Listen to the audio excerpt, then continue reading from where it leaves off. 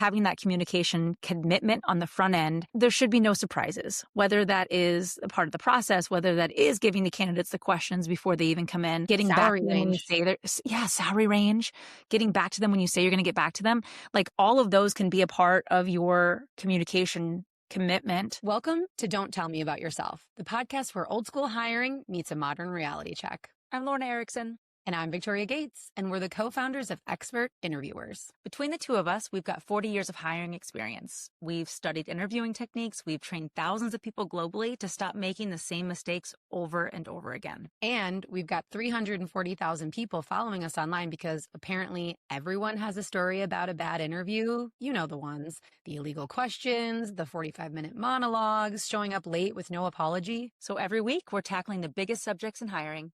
We bring real stories, real data, and real talk about how to make interviews actually work for everyone. Because great hiring isn't luck, it's a practice skill. So whether you hire, apply, or just love a good interview train wreck, the show is for you.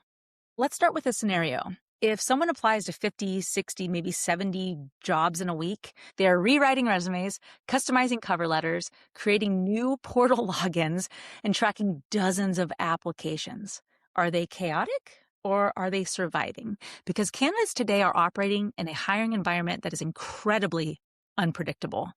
They get ghosted after final rounds. They go through 5 interviews with no timeline. They hear compensation ranges that change late in the process, and they get 3 weeks into the interview, and suddenly the role pauses.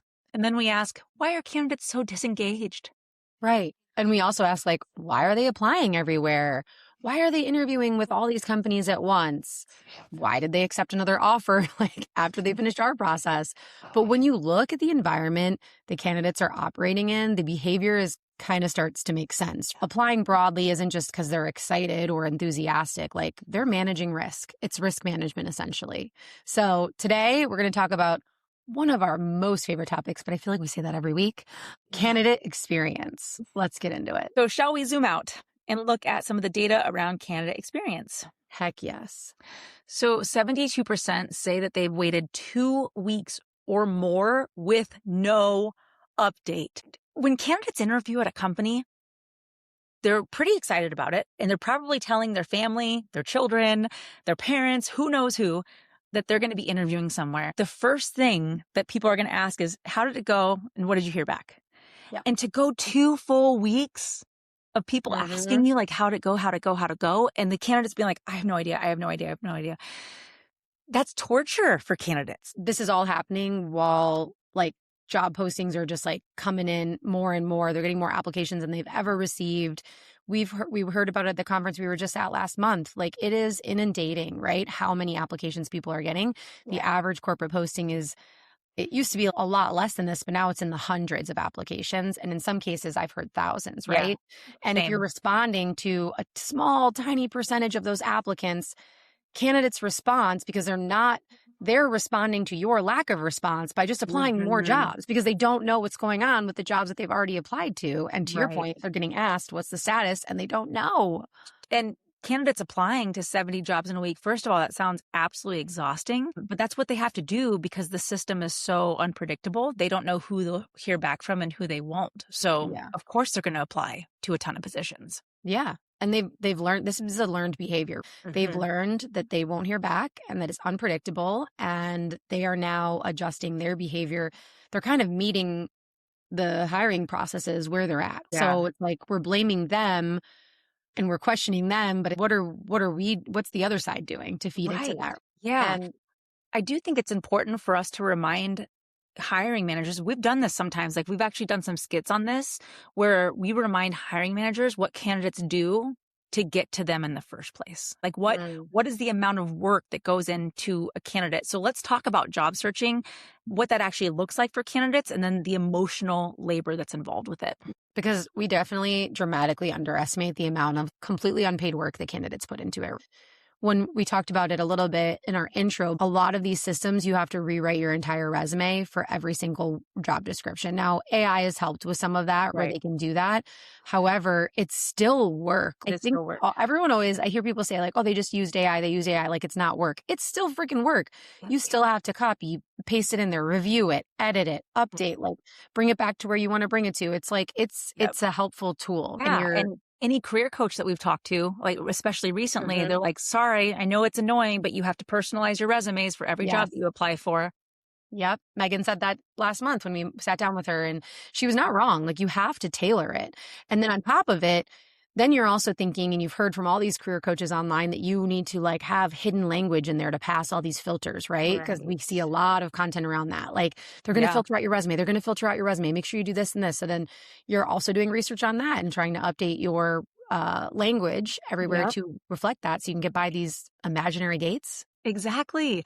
And then the hiring managers that are like, if they don't include a cover letter, they're out. Or the hiring managers that say, if they do include a cover letter, they're out. So it's like they're dealing with conflicting information from unreliable hiring managers. So then they're also writing a cover letter. Right. Fan fiction, basically, about why I want to work at your company, in my opinion. But sure, some want it, some don't. There's no consistency, right? So you don't know. So you write one for everybody. Yep. And then that's a ton of extra work, right? Yes. Yeah. And also, there's some companies that have assessments before the time of application. So you're filling out an entire profile, personality assessment, how much time that takes, right? Like, that's a huge amount of work. That is a huge amount of work.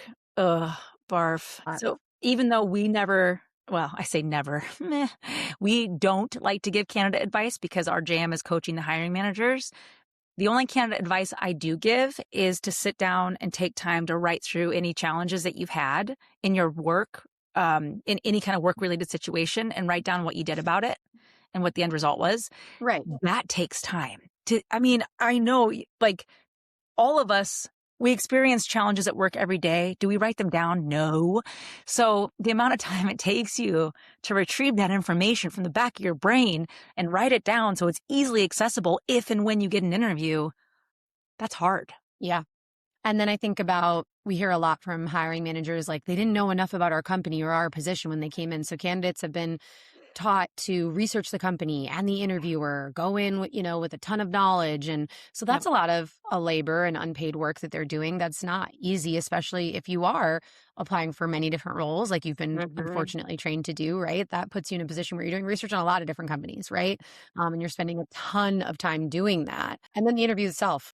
Yes. If all of what we just mentioned wasn't enough, you throw in having to maybe lie to your current employer about taking time off, or taking a PTO day that you've earned, or having to get childcare to make that happen. All of that stuff is this orchestra of effort, emotional, physical, every kind of effort you can put in there. And it's hard. And that's all things that they're doing. But there's also the psychological side of it all. Of if you're not working, there's a significant financial pressure put on you. And if you are working, maybe you have goals or things that you're trying to reach, or might be unhappy in your situation. So there's other types of pressures. But you're putting your professional identity out over and over and over again. And you're just getting rejected or ghosted over and over. It's like, how draining is that psychologically? Awful. Yeah. So much of that effort is met with nothing, with silence, and it creates that frustration really quickly. And then, of course, that frustration changes how candidates behave. And recruiters, hiring managers, companies are wondering why. It's like, well, the system was created for it. 100. And one of those biggest moments where the frustration shows up and the trust breaks, from my perspective, like that trust is so critical to carry you throughout the process. But ghosting is the number one. We've said that that's the number one thing that we hear. So I'd love to talk about that experience in general, just ghosting and what that feels like, looks like. Sure. I think come at many different rounds. It's you apply, you never hear anything. You have an initial phone screen, which you do all of those things that we already described above, just for a screen, and then you hear nothing back. Or you meet with the hiring manager or have multiple interviews and you think an offer is coming or something, and you hear nothing back. So there's like so many stages where that communication can be just completely dropped, and each one of them is going to have an Yeah. impact. Yeah. And what that tells candidates, what they hear is like, you're not a priority. Your Right. time doesn't matter to me. We are too chicken to have an uncomfortable conversation with you, Yeah. and you're not worth our time. We don't even care about you enough to close the loop. That is what you are saying when you ghost. So by saying nothing, that is what you're saying. Yeah. And if you are not aware of that, hopefully now you are, A, and Right. B, you need to start considering it because it's huge. We found a stat where it says that 35% of candidates say that they will publicly share negative hiring experiences. Honestly, I would have thought it was higher than that. Well, But a third of publicly, people, maybe depending on the definition of that, like maybe yeah, there's a significant amount of people that aren't posting on the internet or Reddit right. or TikTok. But I would imagine if that's private, it's 100%. If that includes Yeah. public and private, it's 100%. How Yeah. many times have you been sitting with someone and they're like, I had an interview with them. I didn't like it. Or, oh, I never heard Mhm. back. It's so common. It really is. So they're telling their family, they're telling their peers in the workforce, or they are straight up typing it out. And we talked about experienced brand Versus before. intended. Yeah. Yeah, versus intended. And that brand is going to be out there. To be fair, to balance the scales, we know candidates also ghost. So I feel like we Hmm. do need to acknowledge that. Like, as a hiring manager and a recruiter for many, many years, I had candidates no show often, right? Yeah, Or withdraw at the last second. I had asked them if they were interviewing other places and they didn't mention it. And then all of a sudden, a magical offer appeared out of nowhere. Those things happen, or they accept an offer and then they're like, um, I know I signed this and I'm supposed to start in 2 weeks, but this other thing came up. Like, and though right. that's tough, I understand that Yeah. is really tough. I feel as though recruiters and companies have far more access to more candidates than Right. candidates do to the jobs available. I guess kind of asking like what environment produced that behavior Right. from a candidate. What part do you Um, play essentially, for sure? Because yeah, a big part yeah, of it, yeah, a big part of it comes from the environment you've created. right. Um, And a lot of that is our companies willing to look themselves in the mirror and say, what did I do to make this candidate ghost us? Who knows mhm, what could have gone into that? A rude interviewer, a yeah, lengthy interview process. I think for companies to look in the mirror and figure agree. out what role they played in that. And what's interesting is when you look in that mirror, and I don't, I understand why this content is out there. So I'm going to say that to all our fellow creators who put out content like this. I see it going viral every freaking day. Yeah. I see it on LinkedIn. I hear it in conferences. A lot of career coaches and recruiters in the space are saying, lie in the interview, lie. And here's why, because they're lying to you, right? So meet them with their behavior. And why I struggle with that so much is like, I hate that that's what it's come to, Yeah. that it's like companies are not telling the truth to candidates. So then they are in part, and I don't blame them for it. They are Mhm. then doing the same to them. And I see this Right. advice all the time and it hurts me so much because I'm like, this is so simple. Right. This is so simple. What could a company do to stop this epidemic of having to lie in interviews? I don't know. Yeah. And Hmm. explain to our listeners, what are these posts telling candidates to lie about? Everything. Why Yeah. they left their job. It'll be like, so you left your job because your boss sucked? Well, don't say that. Just lie and say it was because, you needed a better opportunity. They Right. ask, what you made in your last job? Lie. Like it is Right. literally, the advice is directly just saying they are not telling you the truth. So Yeah. why are we going to tell them? Again, it goes back to the root cause of why aren't we just doing the simple thing as companies and telling the truth? Because we avoid it, Yeah. to be honest. That's the end of the day. Companies do avoid it like the plague, Yeah. and they're hesitant about telling the truth. And it causes more harm than good. It really does. And it's funny to think about some of the reasons why companies will ghost a candidate or like why they won't reach out. And it could be a few different things, which is easily avoidable. But us being recruiters for more than half our careers, we've heard these things happen internally with companies. And they're going to say, well, there's now an internal candidate in the mix. Like we just have to slow down the outside candidates because we have this internal candidate moving through now. Right. Or actually, whoops, like the budget isn't finalized. Didn't I tell you I was going on vacation for like the next 4 weeks? Could we interview after Mhm. that? There's a variety of reasons internally why it can slow down the process, but it's like, just tell the candidate that. Like, what are you so worried? Right. Like, if you're worried about losing them, you're going to lose them either way. So it's like, just Or tell it's them like what's happening inside the company. you're Yeah. afraid the candidates are going to drop out. You're afraid of complaints, legal exposure, keeping your options open. You don't want to tell Right. them the truth because then they might move on.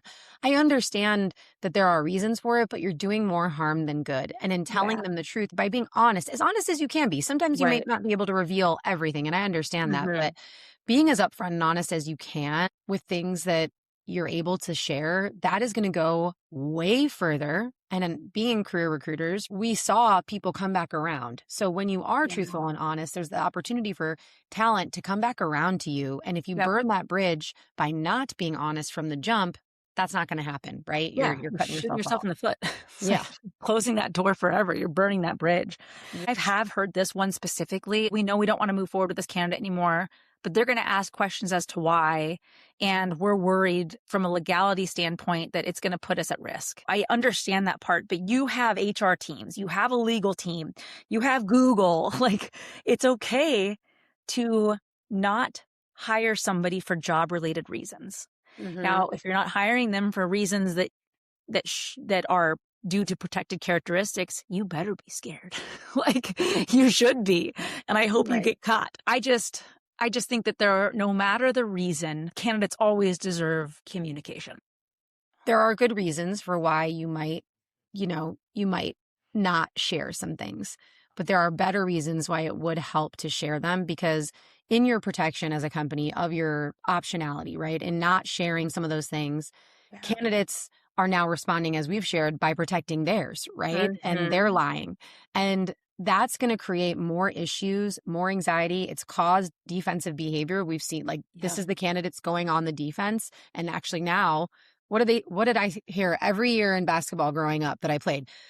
The best offense is a good defense. Mhm. And that is what they're doing. They are Yeah. taking the reins and they are saying, "Hey, we're not going to stand for this anymore. We're going to give you a taste of your own medicine." And Right. that is what they're doing. I cannot blame them. I cannot. Yeah. I don't like it. I don't like that they have to do it. I wish they Right. didn't. So there's got to be something that fixes this, right? Like there's There got to is. be an instant fix for this. We said Yeah. like being truthful, but like what It- if we were to be more, that's kind of a vague way. Like, just be yeah. truthful. Just be honest. Like, what are Right. some, from your perspective, more tangible things they could It do can to be fix it? surprisingly simple. It's a communication contract or a commitment to communication from the start of the Right. process. You should be organized enough. You should know the number of rounds of interviews that there's going to be. Tell the candidate that. Tell them who they're going to meet. Tell them which interview is going to be evaluating what. Like, allow them to Mm-hmm. come in knowing what they're prepared for instead of having to prepare for everything. No, this one is going to be specifically about your technical experience. Well, and if you're feeling frisky, we had a hiring manager suggest this once, and I actually loved it. You're feeling extra frisky, give them the questions before. If you are a skilled interviewer and you have been clear on what you're looking for and all the things that we've talked about as a green flag interviewer, giving the questions doesn't give them the answers to the test because the right and wrong answer is in the behaviors that they do, and that's not going to be something that they're going to be able to change if you're Yeah. good at your job. So, and you're good at Yeah. interviewing. So I'm just throwing it out there. I know I said it was frisky, I gave the Yeah, disclaimer, but I it loved it. is. When somebody said that, I said, I love that. I think that's great. Yeah. And to quote Amanda Perry, ooh, I love a spicy topic. Yes. Love you, Amanda. Miss you. Come back. I do think that that's fantastic because having that communication commitment on the front end, there should be no surprises, whether that is a part of the process, whether that is giving the candidates the questions before they even come in, getting back Salary to them when you range. say salary range, getting back to them when you say you're going to get back to them. Like, all of those can be a part of your communication commitment. And it's simple. Yeah. Simple. When I was a recruiter and there would be decision makers that would go out of town, just Yeah. being upfront and honest about like what might delay a decision can go a long way. Sure. Just saying, hey, look, like the decision makers are going to be at this meeting for the next week. And then when they get back, there's usually a couple days where they're catching up.